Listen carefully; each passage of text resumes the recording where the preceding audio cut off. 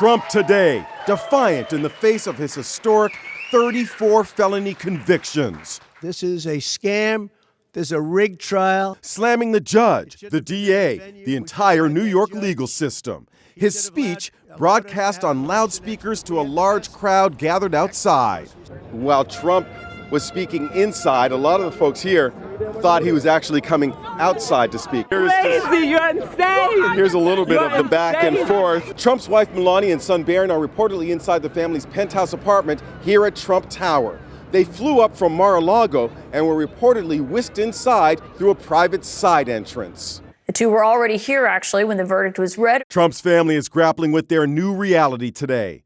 Everyone is upset, the mood gloomy. Check out the historic front page headlines they were confronted with today. Guilty.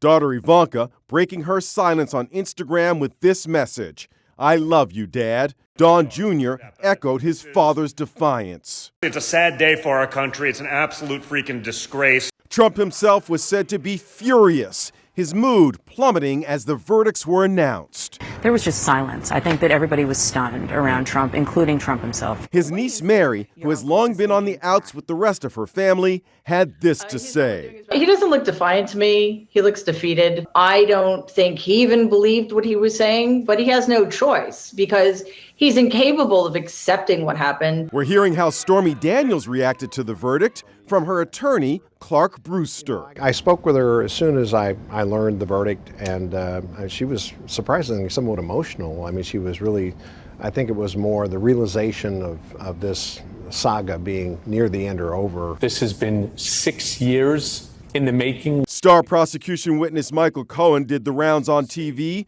celebrating Trump's conviction. I let out just a gasp of air. Trump's attorney Todd Blanche is coming under fire for losing what many said was a weak case. Are you surprised you couldn't convince even one juror to say, I'm not sure I can convict here? We didn't think we were going to get a fair shake in Manhattan, and we didn't. We asked famed attorney Alan Dershowitz what he would have done differently. I think they could have done a better job, but I don't think they could have won the case. I don't think anybody could have won this case. Trump faces sentencing on July 11th, and the big question is, will he be sent to jail? Opinions are split. I think in this situation, there's absolutely going to be a recommendation for a sentence of imprisonment. You think so? And I think that the judges are going to impose. I will be blown away if they ask for jail time.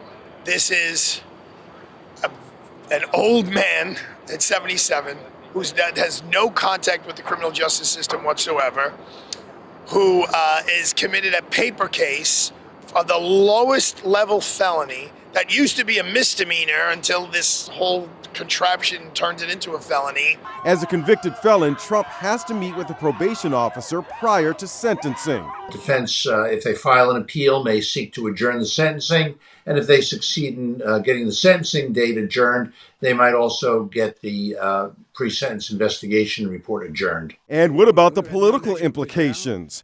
Many Trump supporters are convinced this may actually boost Trump's chances of election. They claim they raised $34.8 million in campaign contributions overnight. We have to be on alert for the potential of very negative, deeply negative, potentially violent reactions to this or other things that may come up in the campaign.